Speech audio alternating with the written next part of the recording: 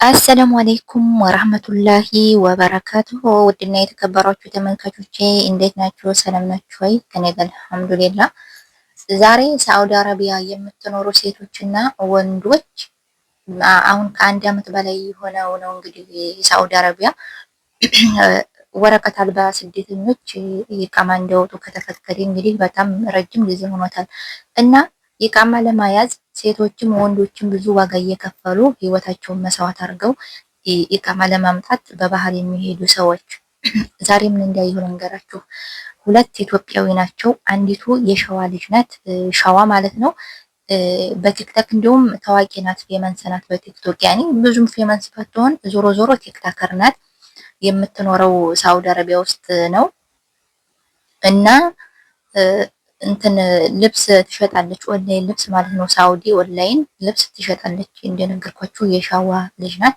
ቲክታክ ላይ ሀኒ ሸዋ ፋሽን ምናምን በመባል ትታወቃለች። አላኩልሃል እቺ ቲክታከር ወደ ኢትዮጵያ ኢቃማ ለማውጣት ከሳውዲ አረቢያ ታውቃላችሁ፣ ኢቃማ ለማውጣት አሻራ የሌለበት ሰው ያኔ ሳውዲ ገብቶ ወደ ኢትዮጵያ ገብቶ ተመልሶ ያልመጣ ሰው አሻራ የሌለበት አማራጭ ምንድነው? በባህር ሄዶ ኢቃማ ለማውጣት። ስለዚህ ምርጫ አድርገው አንዲት የራያ ልጅና የሸዋ ልጅ እንደነገርኳችሁ ጉዟቸውን በባህር ያደርጋሉ ማለት ነው። ያኔ ከሳውዲ የመን ድረስ ልክ በመሻወር ብዙ 6000 7000 ሪያል ከፍለው ከሳውዲ የመን ድረስ ይሄዳሉ በመሻወር። ከዛ እንግዲህ የመንን የሚሻገሩት ደግሞ በመጡበት ጀልባ ተሳፍረው የመንን ይሻገራሉ ማለት ነው። እንደዚህ እያሉ እየሄዱ ነው ኢቃማ የሚያመጡት ወንዶችም ሴቶችም።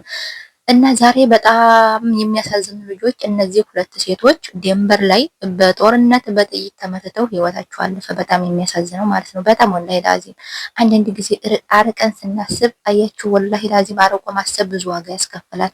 አርቆ ማሰብ ለራሳችን ሳይሆን የኛ ጦስ ለቤተሰብ። አሁን እነዚህ ልጆች ወላጆች፣ እነዚህ ልጆች ቤተሰብ በጣም ነው የሚያሳዝኑት። ገና ህፃን ልጆች እንግዲህ ወረቀት አምጥተን ሳውዲ አረቢያ ህጋዊ ሆነን እንኖራል ብለው ዞሮ ዞሮ እኮ ሳውዲ አረቢያ ላይ ህገወጥም ሆነ ህጋዊም ሆነ ዘና ፈታ ብለን እኮ እየኖርን ነው ያ ጀማ። እንደውም ሳውዲ አረቢያ ላይ ህገወጥ ሰው ነው የሚኖርባት። ሳውዲ አረቢያ ላይ ሰርቶ የሚለወጥባት ህገወጥ ሰው ነው። አትሳሳቱ።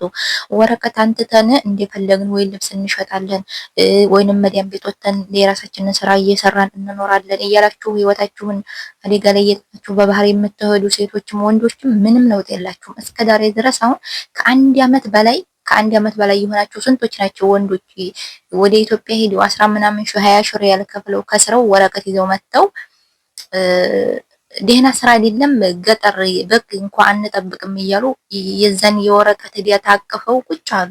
ምንም ለውጥ የለም። በነገራችን ላይ ይገማ ያለው ሰው አረብ ሀገር ላይ በተለይ ሳውዲ ላይ፣ ሌላውን አላውቅም እኔ ስለ ሳውዲ ነው የማወራው።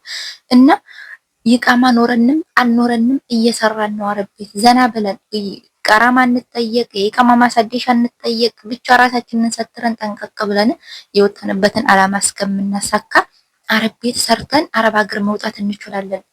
ግን አብዛኛው ሰው አሁን ላይ ወንዶች ራሱ ብዙ አመታት ኖረው ወደ ኢትዮጵያ አሁን በባህር ሲሄዱ ስንት ሰው ነው የተያዘው? ደንበር ስንት ሰው ነው የተያዘው? ስንቶቻችሁን እንኳን ማቃችሁ የኔ ወንድሞች ስንት አመት 10 ምናምን የቆዩ 5 አመት 4 አመት 3 አመት ኖረው አሻራ ስለሌለባቸው ይችን እድል እንጠቀምበታለን። ስለዚህ ሄደን ኢቃማ አምጥተን ብንሰራ ይሻለናል እያሉ ህይወታቸውን ሰውተው በመጡበት መንገድ እንደገና ተመልሰው እንደበግ በጭነት መኪና ተጭነው የመን ይደርሳሉ። ከዛስ መያዝ አለ። ልክ እንደሆነዎቹ ልጆች ደንበር ተመትተው በጥይት የሚቆስሉ አሉ። የዛሬዎቹ እንግዲህ ህይወታቸው አለፈ። ሁለት ልጆች እንደነገርኳችሁ። ከዛ ላይ ደግሞ የተያዙ ብዙ ሰዎች አሉ። የተያዙ ተይዘው ጅዛን እስር ቤት የገቡ ከጅዛን ወደ ጅዳ ያመጧቸዋል። ሽመይሲ እስር ቤት ቅማል እየበላቸው በቃ ያኔ ሀሳባቸው ምን ትልትል ያለ ሀሳብ አስባችሁታል። ረጅም አመት ሳውዲ አረቢያ ኖረው ሳንያዝ በፊት በባህር ሄደን ኢቃማ እናንጣ ብለው 7000 እና 6000 ሪያል ነው መሻወር የሚከፍሉ ሲሄዱ ማለት ነው። ያንን ብር ከፍለው ይሄዳሉ። ሲሄዱ ወይ ደንበል ላይ በጥይት ተመትተው ህይወታቸው ያልፋል። አንድ ሌላው ደግሞ ብዙዎች የሚያዙት ተይዘው እስር ቤት ይገባሉ። ጸጸት ራሱ ወላሂ ላዚም ሱብሃንአላህ እስር ቤት ገብተው ቅማል እከክ ራብ ይጫወትባቸዋል። በገዛ ፈቃዳቸው እስር ቤት ማለት እኮ ነው። ኢቃማ እናወጣለን እያሉ ሲሄዱ፣ ሌላኛው ደግሞ ወላሂ ላዚም ሲሄዱ ባህር ሲሻገሩ ጀልባ እየተገለበጠ የሞቱ ልጆች አሉ። የኛ ሀገር ልጆች አሁን የማውቃቸው ወንድሞቻችን ሲሄዱ ኢቃማ ለማውጣት ማለት ነው ስራቸውን ትተው ደህና እየሰሩ ምን እያሉ ኢቃማ እናወጣለን ብለው ሲሄዱ ጀልባ ተገልብጦ ይሞታሉ፣ በጥይት ተመተው ይሞታሉ። ደንበር ደግሞ ተይዘው እንዳልኳችሁ እስር ቤት የገቡ አሉ። እና ያ ጀማዓ ሳኡዲን የሚኖርበት አላኩልሃል ህገወጥ ሰው ነው። ህገወጥ ነው ሰርቶ የሚለወጥበት።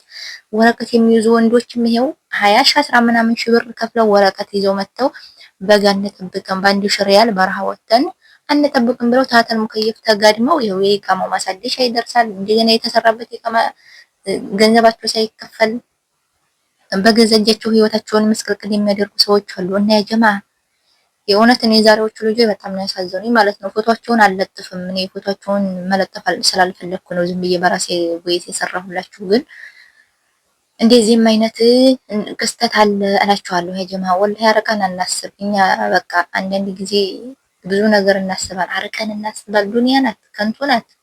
ዛሬ ታይተን ነገ ነው የምንጠፋውና እንደዚህ አይነትም ክስተት አለ እላችኋለሁ። እንዲሁ ሳውዲ ያላችሁ በተለይ ሴቶች አትሄዱ በባህር።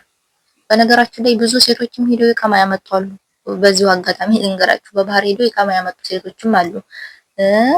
ወንዶችም ያው ወንዶች የተለመደ ነው። ብዙ ወንዶች አሁን ላይ በጣም ኢቃማቸውን እየያዙ እየተመለሱ ነው። ግን ደግሞ አብዛኛው ደግሞ ይሄው ህይወታቸው አከመለ የሆነ ነው በየመንገዱ በየእስር ቤቱ እላችኋለሁ ያ ጀማዓ